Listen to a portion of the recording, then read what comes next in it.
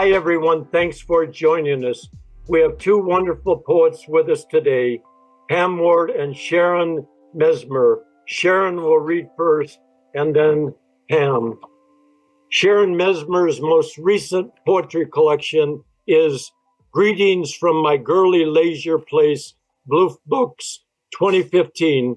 Other collections are Annoying Diabetic Bitch, The Virgin Formica, Half Angel, Half Lunch, and Vertigo Seeks Affinities. 4 poems appear in Postmodern American Poetry, a Norton anthology, 2nd edition. She is also the author of 3 fiction collections, including Ma Via Yanago, pardon my pronunciation, My Life in Yanago, from Hachette in French translation, essays in the New York Times, New York Magazine, The Cut, Paris Review, American Poetry Review, Commonweal, and Teachers and Writers Magazine, among others. Her awards include 2 New York Foundation for the Arts Fellowships. She teaches creative writing at NYU and the New School. Here's a brilliant, inventive poet, Sharon Mesmer. Thank you so much, Harry. That was so nice. I'm just so honored and happy to be reading here today for all of you. And thank you so much, Harry and Jennifer and Allegra. This is just so much fun. Thank you. I'm just going to, read some stuff from some of my books. And I'm going to start with this poem called Canticle for Todd Colby. Thank you for asking me to submit to your magazine, Dead Fluffy Coyote. But I haven't been writing much poetry lately. I've been rocking. Or I should say rocking again. Because I used to rock. I started rocking at the age of 10, me and my sister, sitting with Dad in the Rambler, watching the planes take off and land. In fact, that's where I first rocked, in that Rambler with a transistor radio pressed to my ear. And I rocked for a long time. But then somebody came along and made me self-conscious about rocking. Somebody said my rocking was anti-intellectual. They said I'd never get a tenure-track job teaching creative writing at a university if I didn't stop rocking. So I stopped rocking. What was I thinking?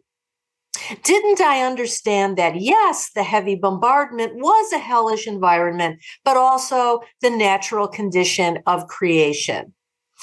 Oh, you brilliant neurotics, syphilitics, and hyperpriapic lead guitarists. You knew. Proust knew in his cork-lined room that rockin' arises afresh daily from every afflicted attitude, and even not rockin' forms a bridge between forgotten continents. I may have epilepsy, brain atrophy, milk leg, bottle flies infesting my eyes, and the belief that my legs and arms are angry clowns.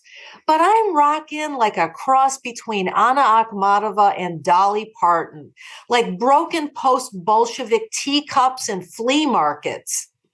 Oh, too late came I to love you, rockin' so ancient and so new.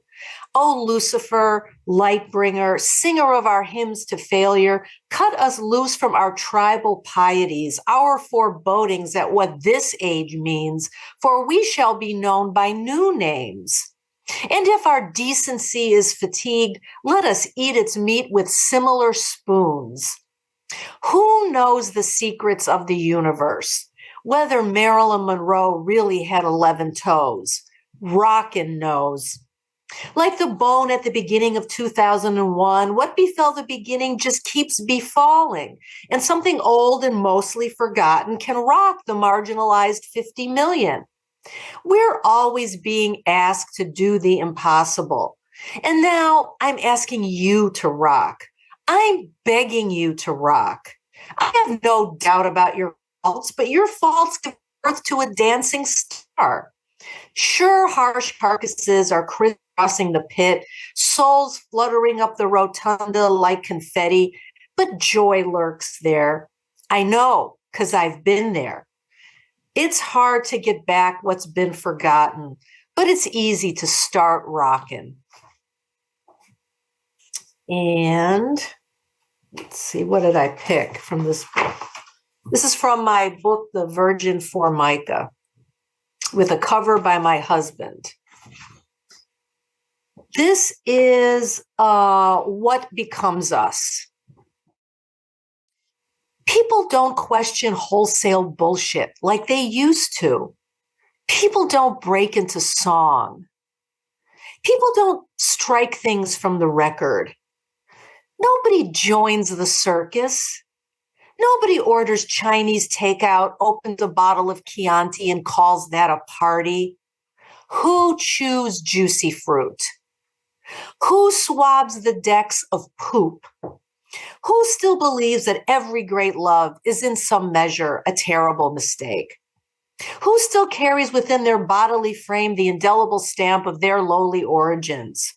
Do people still see the significance of moonlight through a frosted skylight airshaft window, of Vaseline on stained glass? Do people still sit cross-legged on curbs fashioning mental movies of the stories of their lives? Does anyone still burn with a hard jewel-like flame? Does anyone let all things happen, beauty and terror alike unto them? Does anyone suddenly, in a private moment, in the middle of vacation, challenge the totality of existence with a figure of maternal endurance? Does the sensation of an insufficient lunch still prove worthy of poetry? Does anyone renounce their cake and eat it too? Where are the moral hedonists? Where is the noble purpose, the patient energy required for completion, the resolution undaunted by opposition? What is the consensus nowadays on becoming a grotesque mirror of one's own mother? Is the experience of puberty still an insult to any intelligent, sensitive person? Is nothingness still the ultimate simplicity? Is anyone becoming a hero or heroine of their own imaginations? Is laughter still the best medicine? Are stern angels now unrequired to hear our pleas? Why isn't anyone doing the blue corn dropsy under the flower moon or dancing like Spaniards with an ox? Why aren't they celebrating the sunflower hour with a moment of duck blood soup? Has anyone ever thought of embracing the rugged industrialist of the secretarial sciences? And if not, why not? No one sees the moon, then becomes the moon, and so the moon sadly becomes no one. People don't wear plastic bags, directing traffic. Who's giving it away on 7th Avenue? Hello? Hello? Is there anybody in there? Just not if you can hear me. Is there anyone at home? Does anyone see the young, well-built excrement collector descending the mountain at dusk, reappearing shortly thereafter in a narrow street, clogged by a shrine, borne by boys, and finally gaining fame in the ranks of a family of Frankish tenors and Confucian tutors? No. That's because no one knows to kill the Buddha when they meet the Buddha. A yellow gorilla is often the voice of reason. And who among you can correctly answer the 7th riddle of existence? What is the nature and purpose of nature and purpose? Okay, one more from this book. And this is called My Juice.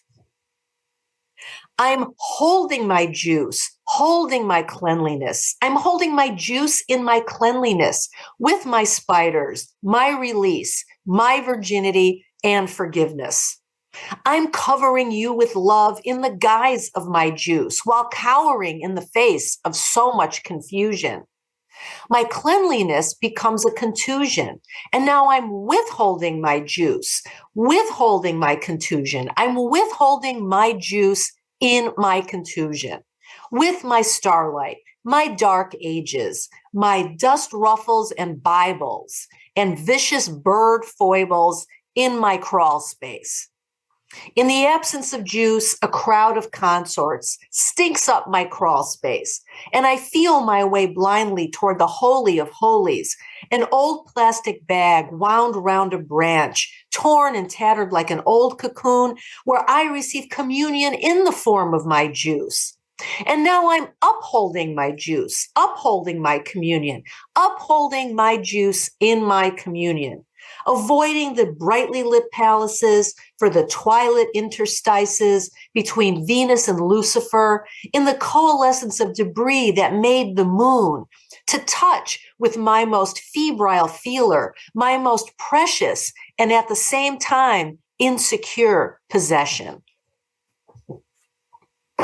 Okay, I'm going to do a little switch. These next three poems are from a new collection, as yet unpublished, called Even Living Makes Me Die, which is dedicated to 25 underknown women poets of the Americas from Canada to Chile. They're not really unknown poets at all, but really more like underknown. I started writing the poems as I was writing an article for American Poetry Review about a Costa Rican poet named Eunice Odio, whom I adore. And there was no information online about her, so I had to order books and anthologies. And as I was reading her work in the anthology, I was also reading these. I was also finding these other poets that I'd never really read before and just really being inspired by them. So I researched each one. The research for each poet took about usually about 3 weeks, sometimes a little bit longer, depending on how well the poem was going. And I incorporated my research into the poems that I was writing for or to them or after them. 3 of the poets were actually women I knew who died much too young. And I included 2 pages of bio and a kind of a brief reading list for each poet, so that the whole collection is more like a devotional offering to them and to their spirits. I'm very interested in how suffering might have value in our lives, and I guess that's why I'm alive right now. So here are 3 poems from that collection. This is to Sharon Mesmer, after Julia de Burgos, Puerto Rico, 1917 to 1953. This poem was not written by you, Sharon Mesmer, white woman whose name means complainer of insomnia. This poem was written by me, Julia de Burgos, whose name means my eyes are filled with the graves of stars, and that's why I can fly. Who am I? Don't you know me? Well, when God asked me who I wanted to be, and I said, someone who loves peacefully, God wrote down amnesiac and pushed me out of baby heaven like a blank pushes a blank out of a blank. Fill in the blank, Sharon Mesmer. I've already done all the work. What, you're still wondering how I got inside? Still wondering why only one of us can fly? Well, keep in mind that when you write a line like, no one loved me, but I had wings, we both know you're trying to sound like Mary Oliver. I know because I never tried to write myself into a position involving career advancement or even happiness. I am no mere witness to inertia. I know that heaven kills and hell transforms a witness to inertia into an embodied form of joy for all eternity. At the same time, I'm no angel. I'm not even a filthy pigeon. What am I then? I am the scaled fish writhing, still alive in your hands, my wild eyes pleading with you to blank. You know what to do. Start with feeling the constrictions of your sticky wings. And this is a poem called, from same collection, called Given to Fire. And it's after Elise Cohen, United States, 1933 to 1962. She was mainly known for a long time as Allen Ginsberg's last straight girlfriend, but she was a wonderful poet on her own. So this is my poem for her. Not from nowhere, not the consort of a river. What I remembered best were the accidents of quiet brightness, Allen's arms around me. And if he said I was standing in the middle of the room at dawn, all in black, high on mescaline, more beautiful than the poem, then I was. And now I am passing back into the rocks, into the God of rocks. Betty said it was birds who first fitted witches with wings, while fir trees of great antiquity sang lays they'd learned from their mother, air. I say it was too easy to love the leggy one who made me run up and down the Statue of Liberty until I learned to fly. Past the frosted skylight air shaft, through the closed window, like an arrow cast, without a bow, without an owner, but borne on longing, a cool stream of air. And this is my supper once had, let me start that again. My supper once had a song inside after Violeta Parra, Chile, 1917 to 1967, with a last line by Hakuin. My supper once had a song inside. The song was the world before the sweet gum trees. The trees were hidden inside the earth inside an alphabet. My meat was sweet gum and maple rain. The maple rain, the alphabet inside the earth. The earth, an ancient lamp, still burning in an urn. The urn, a moon of corn, a fleet of deer. I never wondered, will there always be a song inside supper? Was there always a place like this? A place with a sweet gum tree at the beginning of everything, a moon of corn, and a fleet of deer? We were all small animals then. Our suppers, the meat of sweet gum. To grow tall, we were told to bind rain with stones, to burn sweet gum to ash for a spell. To become lush, elemental, with frank allure, to think only of growing, of forgetting. Now, my supper is rain on the windowsills, my meat an alphabet of wet cement. A fleet of bikes crashes past. I feel my way toward them with my tongue. And I wonder, is there still a song inside supper? Still a world burning in an urn? If there is still an alphabet, there must be an earth and sweet gum meat inside the coal and the ash.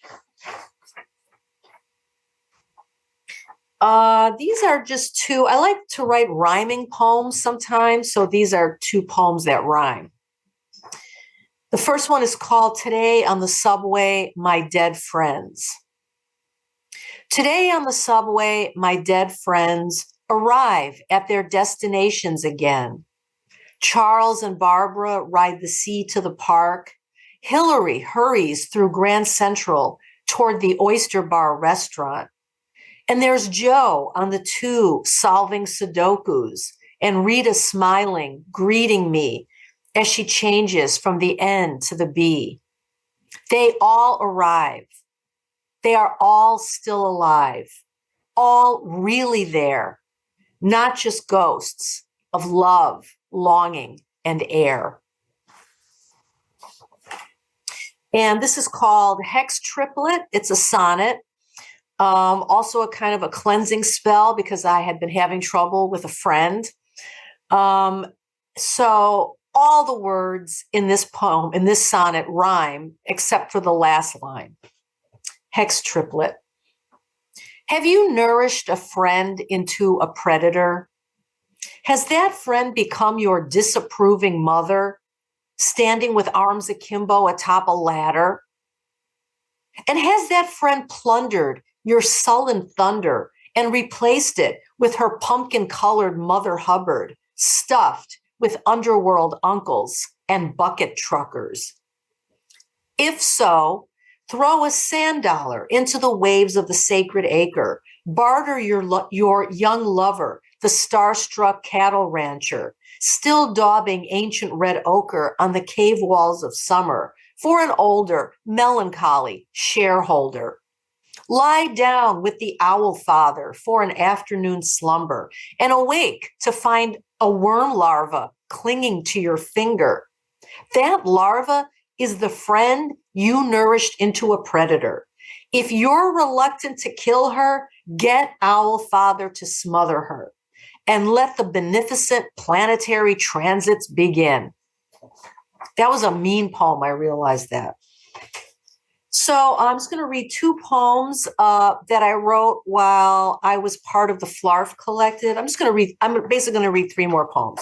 I'm going to read two poems that I wrote when I was part of the Flarf Collective. And the Flarf Collective was about 30 poets, not only here, but internationally. And for 10 years, we had, in those days, it was an email listserv.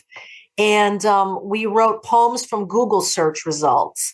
And we would send the poems around to the email listserv. And then everybody would pick up on lines from the poems and put the lines through Google and then create more poems from those lines. It was a very fun practice. And it was fun to do it. And we finally just dissolved the group after two of the original members got a divorce, and the playfulness of the group kind of dissolved.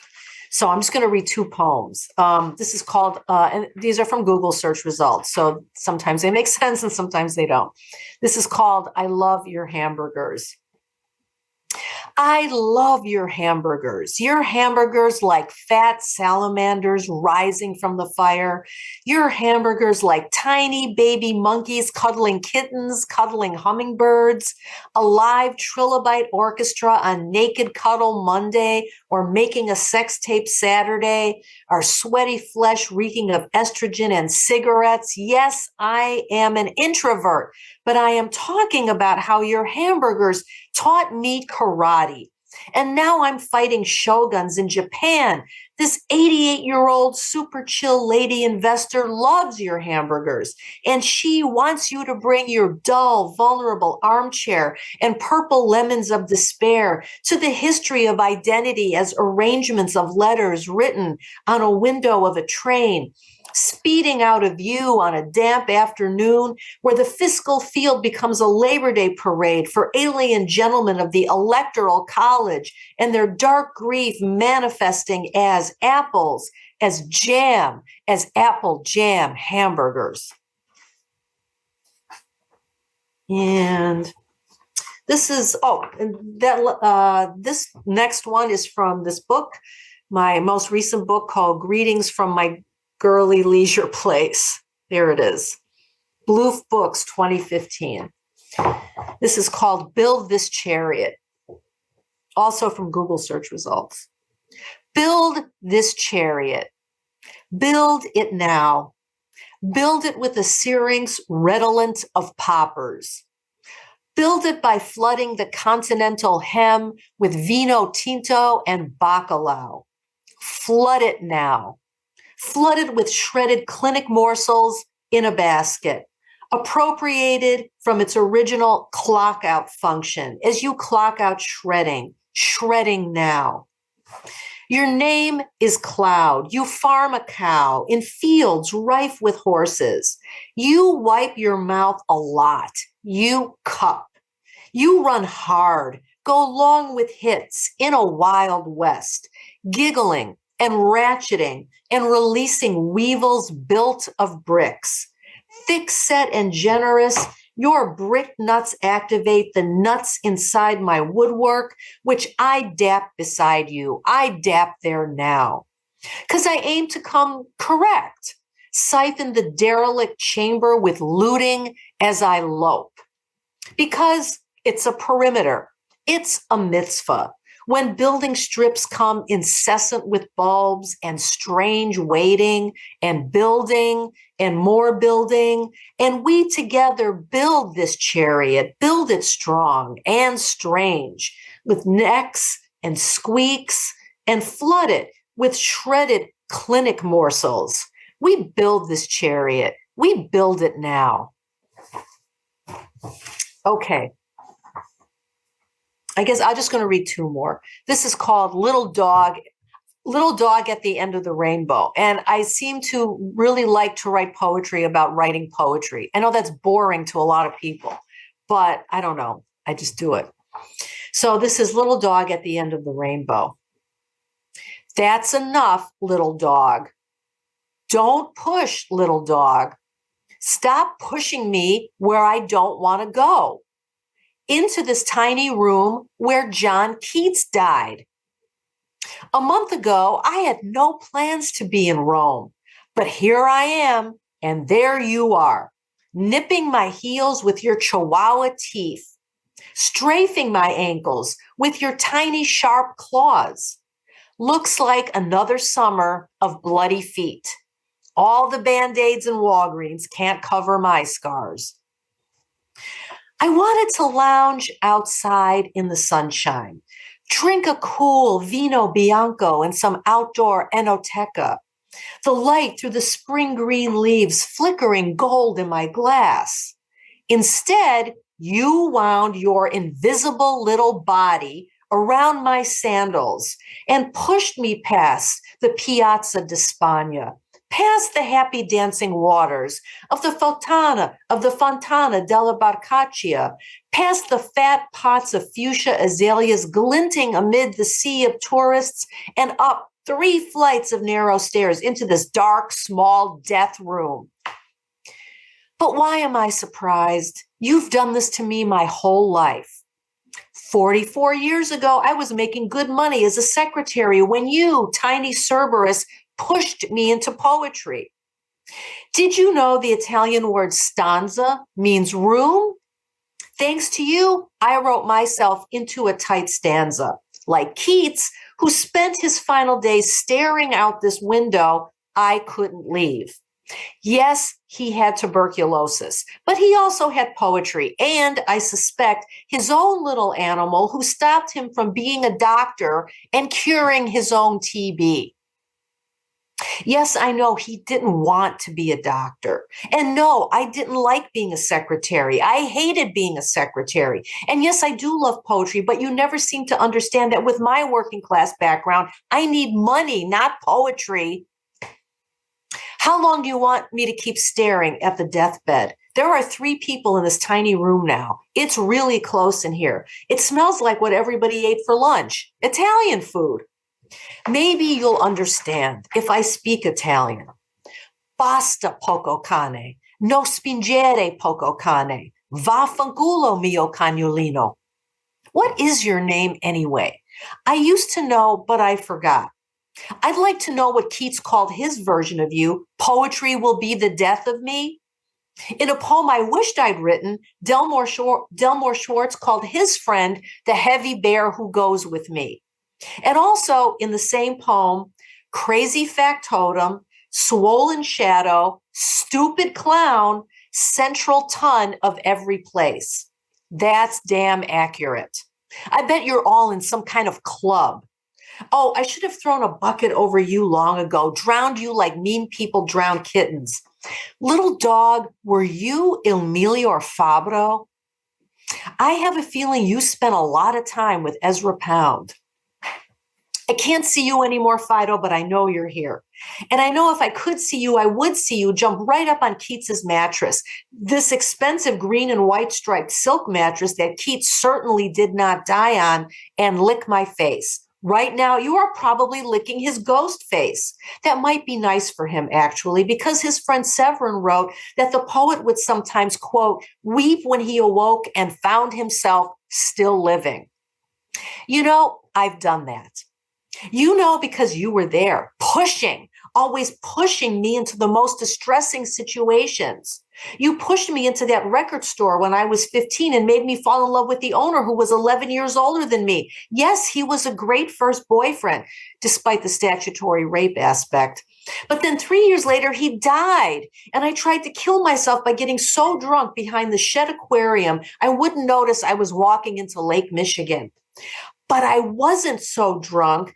But I wasn't drunk enough to miss you peeing on the flowers. I was so drunk, I saw 2 of you. One chihuahua peeing is hilarious, but twin chihuahuas? Ridiculous. I almost died laughing. Then the two of you said, now go home and write a poem. You totally ruined the mood. To spite you, I never wrote that poem. You also pushed me into dumping that nice guy who had a job selling insurance, a house in the suburbs, and a car for that idiot who wrote those long, incomprehensible novels and lived in one narrow room with sheets tacked up over the windows, a sleeping bag on his mossy stained mattress, and manuscript pages carpeting the floor. The place smelled like dirty soup. The L roared by outside. He looked like he just robbed a liquor store, but he was actually faking being poor. You told me it would be romantic. You said I would learn things. So I traveled with him for a year. It was the worst year of my life. You saw me that night on the Boulevard Raspail, making my way toward the Sandwich Grec place by Notre Dame in the snow and sleet, with no umbrella and no winter coat, looking into windows at people eating Christmas dinner in bright, warm kitchens. The phrase exiled from comfort came to mind. Again, you said, now go home and write a poem. Again, to spite you, I did not. You said the same thing 3 months later as we watched the sun coming up over the Himalayas. At least that made sense.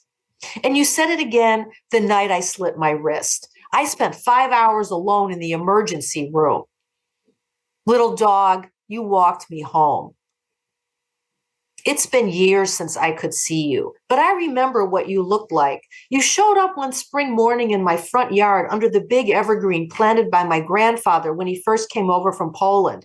I was on my way to kindergarten with my mother, and I saw you half hidden in the shadow next to the wooden bowl that Grandma always filled with little sticks and leaves and dry, blood-red buds and placed under the evergreen whenever it rained. The drops falling from the needles would moisten the concoction, and she'd mix it with the tibia of a pig and give it to me when I got sick. When I let go of my mother's hand and scrambled under the tree to pet you, I saw a rainbow arcing over the wooden bowl. When I asked my grandmother about it, she said, "That's little dog at the end of rainbow. Go write poem." So I went and wrote poem. I called it, My Grandmother Told Me to Write a Poem. It wasn't very good. I threw it away. But you fished it out of the garbage, hid it somewhere, and brought it back 20 years later, covered in slobber, and made me submit it to a magazine. It got published. I got paid $10. Then it appeared in an anthology. I got $50. Then I got asked to do a reading. You were there. You were so proud of me. I guess I've never thanked you properly. Is that why I can't see you anymore? Is it because I forgot your name? Should I give you a new name? I don't know if you're a boy or a girl, but I suspect a boy because Aunt Jadwiga once told me, I know God's a man. A woman wouldn't let this shit go on for so long. I'm sorry. I know you have your reasons for letting shit go on for so long. You've always been smarter than me, and I'm sorry I swore at you in Italian. I should have said, Grazie, mio cagnolino, per la poesia. I will go home and write a poem. I'll call it Little Dog at the End of the Rainbow. And that's what I'll call you. That's what I used to call you. I remember now. Thank you for a transfixing reading. Your poetry is just full of brightness and verbal brilliance, and narrative strength is just incredible. So thank you. It reminds me of Preston Sturgis dialogue, just always like a third ahead of the audience. And he wrote brilliant dialogue, and you write brilliant poetry. So thank you. Thank you very much, Sharon Mesmer. And our next poet is Pam Ward. Pam?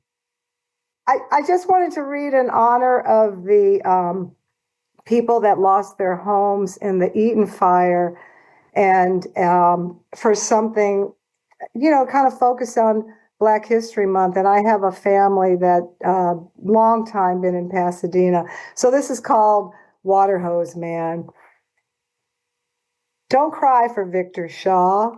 Applaud what he did.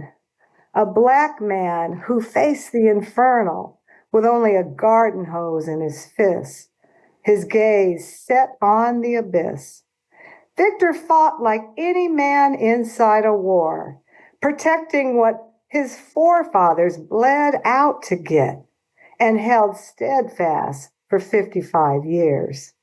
Shaw embodied everything Altadena is, wiry as rebar, spawn of concrete and grit, weathered yet heroic and floorboard strong, a man who went toe to toe, lashing Eaton's red jaw with nothing but what amounts to spit. Victor stood on Montecero Drive with something I sipped as a kid, giving up all the juice he had left. Maybe his stream saved something that hasn't been born yet, an acorn, a fig leaf, melodic cicada nests. Maybe his efforts will blossom this spring. All I know is when they found him, Victor had a smile on his face, as if his last efforts were not in vain. But don't cry. Maybe struggle is who this man is. Maybe bravery was something that flowed from his DNA. Maybe ash and soot were something he faced every day, fending off cactus and skunk, becoming a machete in a land of weeds, hosing down mountains of charcoal that rose every day, the back cactus, chronic illness, the vultures circling overhead, vying for him to sell it off cheap.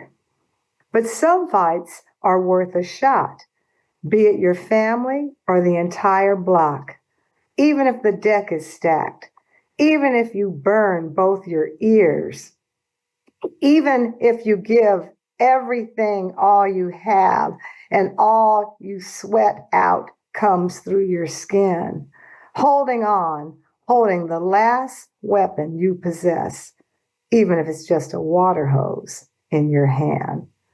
So I just wanted to give that out to the Black Angelinos in Los Angeles. My family lived there since 1904, and I just thought that I would acknowledge them. So in that vein, I'll go on to, survival. People talk about what's going on today, and Black people have survived a lot worse things. We're the masters of survival, and it's how we make it, whether it's making, black-eyed peas every New Year's Eve to make sure you have some luck. So this is called How James Brown Navigates Life's Disasters. I feel good, even while failing or falling apart, or my heart, a cracked windshield, is in shards. I feel good even while losing some wisdom-toothed friends, Marilyn Murphy, Amy Umatsu, Michelle Serros, or Dee Black, even if Wanda Coleman left the building. I feel good even if Grandmommy baked her last pie, or Grandpa's curtain call did everyone in, or new folks like Aunt Joyce will never be home, and I feel good even when I know Uncle Joe's gone, Joe who taught Charlie Mingus how to play bass, playing it like a woman you want to keep, playing with Dexter and the Woodman brothers, tossing their instruments and catching their woods and reeds, playing with Lionel and Ella, hitting the big time with Nat King Cole until it all blew up in his face when Sinatra caught Joe playing with Ava Gardner. I feel good, even if I fret too much over my kids, or my sink drips, or bills pile over my head, or my brother, worried sick, frantically holds his breath while teaching his kids how to steer. Because travesty will come, whether you want it or not. Come like earthquakes, atmospheric rivers, come like cars hopping curves, come like fires or redwood trees having your house. But calamity got my sister a new kitchen. And even cousin Luna is twerking again, even after illness, even when everyone told her to stop, called her an idiot, called pole dancing a sin. But Luna bought a thong, and some 7 golden pumps. Installed a pole in her den when she hit 46. And now she glitters and twirls and glides to her heart's content, singing rap tunes, watching the world upside down. I feel good, even if I miss the bus, or miss Clara on my hair, or miss my train of thought, or miss my dear poet friends, Peter Harris, Eric Priestley, Yvonne de la Vega, oh Jinky. Sequoia was an axe to the jaw. But then I think, Mama's still driving, and Luna's pole dancing again, and Jimmy's teaching his kids how to steer. And Mom in her 80s still gives people's lift. Same Mama who picked me up in her VW bus, where old ladies wedged all up against thighs.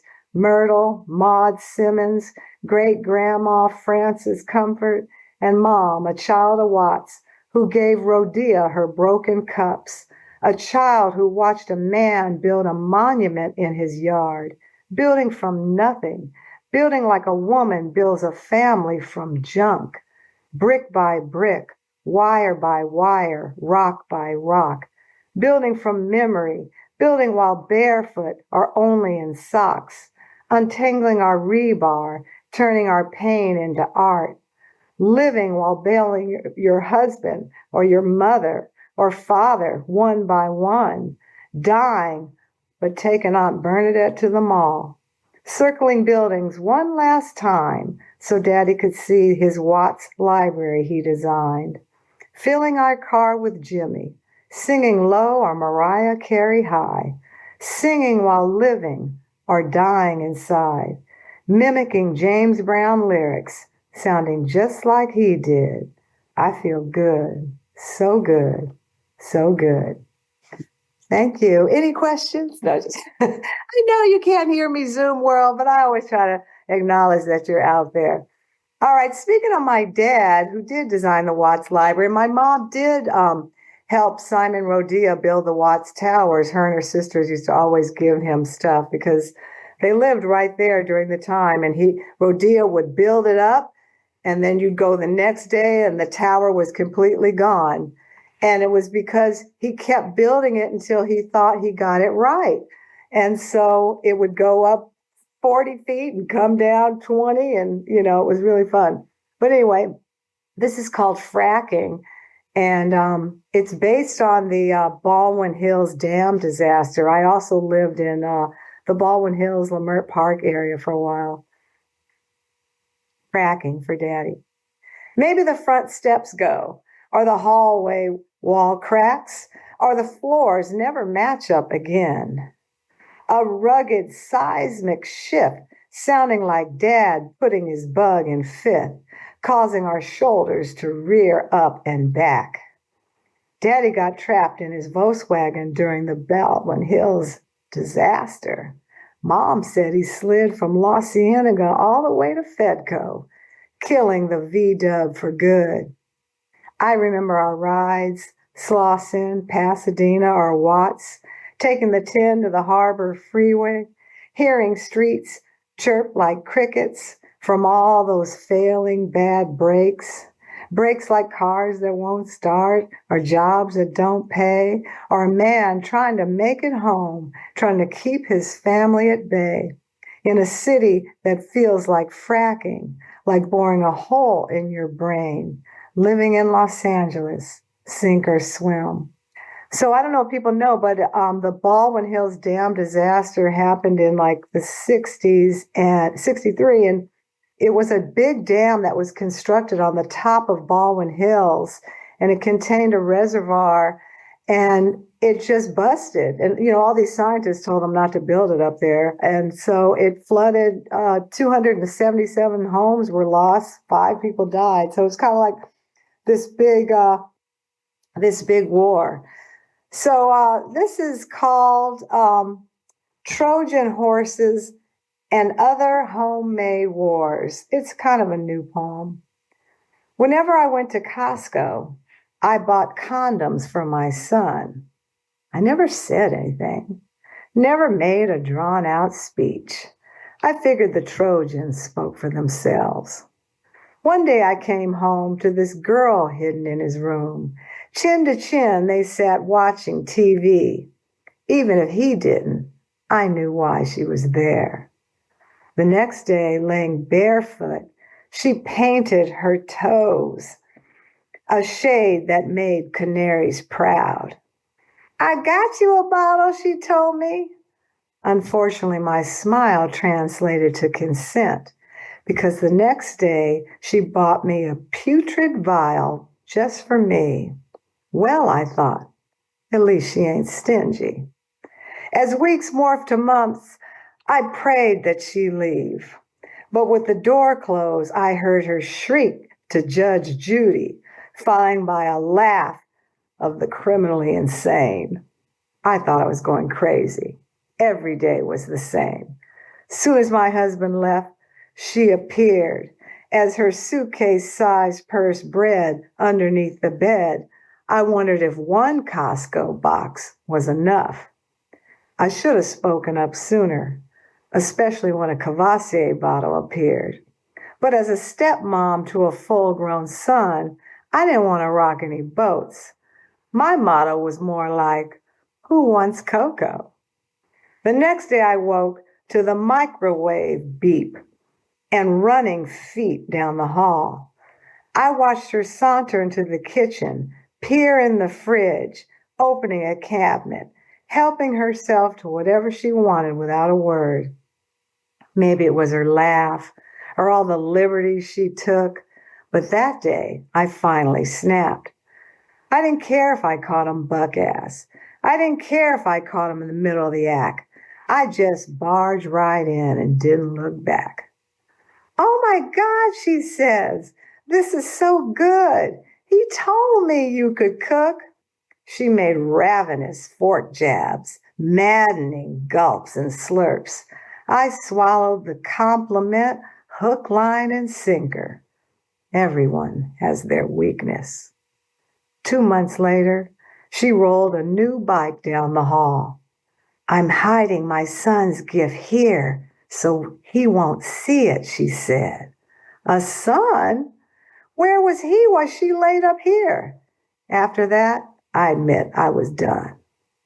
But I procrastinated, grappling between rat fink and cool mom. Meanwhile, the bike gleamed, a shiny Trojan horse, reminding me that Christmas was right around the corner. After the holidays, the bike was replaced by her son. He stared at a Game Boy like it held the secret to life. Hi, I said. Hey, he replied. His eyes were as glazed as dead soldiers. When my husband took a business trip, she took over. El Pollo Loco wrappers invaded counters. Happy Meal toys attacked my toes. Her boy rode his bicycle at breakneck speed, and I swore I could smell weed. The next day I grabbed her plate. You can't stay here, I said. We don't allow overnight guests. Who was I kidding? I let the fun last for months, and now I was playing the heavy. She looked devastated. 8 months pregnant, she packed and left. But when her water broke the next day, I felt conflicted. Later, holding the new grandbaby, it hit like a ton of bricks. You can throw box after box at problems. You can pray it away. But some things just happen, whether you want them to or not. And sooner or later, life breaks your heart. Thank you very much. Let's see, I'll just read a couple more. This is called Pinata, and it's for Sonia Massey, who was killed by some police officers. She had called 911 saying that she thought she saw an intruder in her home, and the police came in and shot her. Pinata. Oh, hallowed leg cavity. Oh, paper mache groans. Is that how they see us?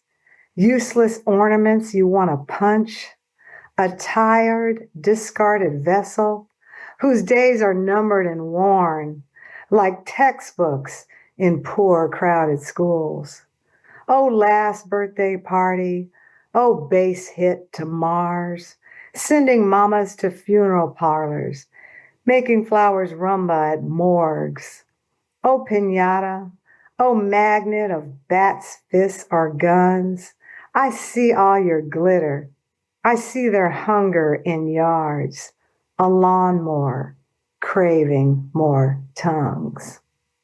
So I'll read this last poem for you Hollywood folks, because I see you out there, in there, Harry, and your whole Hollywood crew.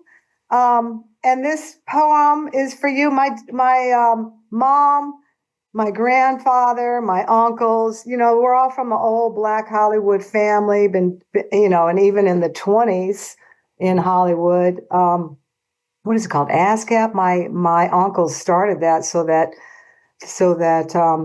songwriters would get paid for their lyrics. And they were the ones, Otis and his brother Leon Renee. This is called The Hollywood Sign. Each day I leave home, I see the Hollywood sign. Straight up 6, underneath Venice, a quick costume switch where Rossmore turns into the cement stars on Vine, where the lip of ambition is a gum wrapper now, a black sticky mouth on the base of a shoe, the only speaking part some folks ever know. Hollywood greets me daily. It teases my fate.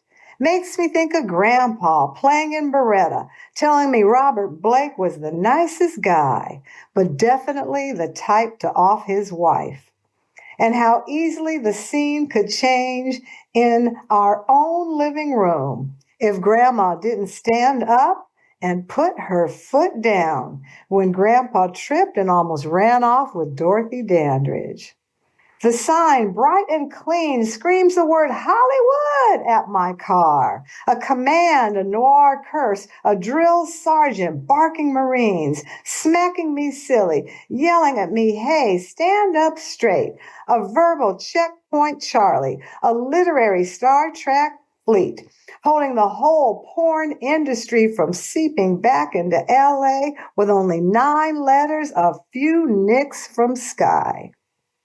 Hollywood laughs, Hollywood winks, bathes me in white popcorn lies, watches me race just like OJ over action-packed streets, watches me swerve, watches me streak, watches my savage life go by, gripping my coffee between my knees, wearing my work clothes like a disguise, trying not to lose my life on blow-up doll curves, drivers who get Clockwork Orange green, or Christopher Reeves making bets for my spine. Hollywood! The whole sign screams, casting away Cape Fears or Boogie Nights. It sees Charlie Sheen winning, Spike Lee doing the thing, Hollywood like you should, Kool and the Gang sings, a burglar alarm, a high-pitched whistle, the kind only heard by dogs, calling all bitches and broke-down punks and even drama queens like me, wearing my sunglasses like a smirk, eating Dorito nacho cheese, where an empty gas tank is the only comedy I know. And even if I fall in a pothole, or forget all my lines, or am beaten within an inch of my life like Rodney King, and my Hollywood, a bottle of nail polish, spills like blood on my thigh, a slasher flick, a chainsaw massacre, fading like Black Dahlia wine, turning me in a 2-part cocktail mix of the word. Hollywood, toxic berry, wood, splintered tree, making me as queasy as a Catalina boat ride. All I do is look up and see your giant gape mouth smile, munching a bonbon, sipping some vodka, handing me another red vine dream. During your Hollywood shuffle between drought-ridden trees, you sneak in the way I snuck into Grauman's Chinese, quiet as a vial of Botox, firm as a policeman's jaw, talking me down, telling me take it easy, handing me a map to the stars. You stand like Godzilla, the last scene in King Kong. Shirley MacLaine screaming, just give her the goddamn shot. Your 40-foot landmark is a single word speech, an omen, a playlist, a ventriloquist on speed, teaching a galaxy of stars how to shine. Hollywood props me up, pushes a toothpick between my teeth, hands me a script, another pair of rhinestone pumps, whispers to me like Dorothy before she leaves Oz, reminding me of all that LA is, from Kunta Kinte to Bruce Lee, from Florence and Normandy homies to racist cops speeding back to see me. Hollywood shines strobe like pink, gives me a second callback time, and reminds me there's no place like home. Thank you very much, Harry. I appreciate it.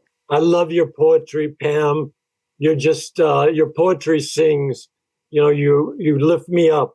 Sometimes I'm one funk under a groove, and you start singing, and you lift me up. As you said to my wife Holly one time, you said you're the bomb. She was the bomb. And you're just the endurance in the struggle, and your LA history. The joyfulness that comes out even when there's a tragedy or struggle, and you're just. As you said in one of your poems, so good, so good. So I could listen to you forever. And we have a couple minutes left. So Sharon and Pam, why don't Pam take a minute and just say something what you heard of Sharon's poetry, and then Sharon say something about Pam's poetry, and then we have to move on to the Cinephile show. But Pam, what would you like to say? Oh, that was good. I thought maybe you were going to read a poem, Harry. You always do. Well, I'll tell you, in the face of you two, as Elliot says, I bowed down to the come on. You have to have one up there. I'll read one short poem. Please. You were so good. I'll read one short poem. If living here at MPTF, I lived here. My wife and I came here in 2017, and it was Shangri-La to her. And so I wrote this book. We were displaced by a fire. We were invited into MPTF, and it just saved my life. And I've been overwhelmingly grateful since then. So I'll read a poem. This is my book, Love Poem to MPTF. And it's a title poem. Love Poem to MPTF. Sitting in the Roddy McDowell Rose Garden, I see a bubbling pool, sunlight on benches, tree with red leaves, circles, statues, plaques, roses of many colors surround me. If there is a place more peaceful on earth, I don't know it. More cooperative, helpful, harmonious, I am unaware. Greenery, lit paths, hands like waterfalls, reach out to help. Hands like pillows, protect the fall. Within white roses, a found home. So thank you for allowing me to read that. And we have 1 minute left. So that was great. That was great. Well, I forgot to hold up my book. This is Between Good Men and No Man at All. And I wanted my daughter painted the cover. But I wanted to thank your organization, MPTF, because this is such a valuable thing that is allowing poets and writers of all ilks to come together, and that you put this show on, and it's been going on for quite a while, all through the pandemic even. And I thought that I just want to say thank you for that, Harry, because, just someone being able to sit there in their room and listen to poetry live is a wonderful thing. It's a service. It's great. Well, thank you, Pam. And as you know, MPTF was founded in 1921, so it has a legacy of giving for 103 years. And so thank you for that. And, actually, if you could each just take a half a minute to say something about the other, and then we have to move on to the cinephiles. Pam, would you like to say something about Sharon, and then Sharon, Pam? Oh, thank you, Sharon, for your poetry. I learned a lot about you and your personality, and I appreciate your words. So I thank you so much for your joyful reading. Well, I could say the same thing about you. But I'm also going to say that what I loved most about your work was the music of your word choices and how you blended that beautiful language with writing about difficult subjects. Oh, thank you. Thank you so much. I appreciate that. I love both of your poetry, and Pam's been on the show before. Sharon, this is the first time for you, and obviously we would always love to have each one of you back. You're both blessings, and as Pam pointed out, the people here sitting here or in their rooms or bedridden or whatever, some very active. This is a senior active retirement home. And just one last thing about the studio that puts this on. This is Channel 22's MPTF Studios. Jennifer Clymer is the director, and it's done thousands and thousands of shows and docs. And the people who work here who are putting the show on behind us are professional editors, writers, producers, sound people, and everybody here is just so, as I said in the poem, so cooperative and helpful and loving. So I couldn't be in a better place. So television waits for no man or no woman, and we have to move on. That's and right. Thank you for giving us a few extra minutes. Jennifer Clymer, she encouraged me to do the show when the pandemic hit in March 2020. And we're blessed. We co-create. All of us here right now and the people behind the camera, we're co-creating this.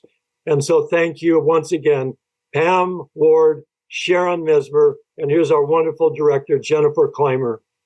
Thank you so much, Sharon. I hope we see you back here. Pam, I always love it when you come on, the music that you provide. And Sharon, I love what you said. It is talking about really difficult things in a beautiful way that allows people to get into it.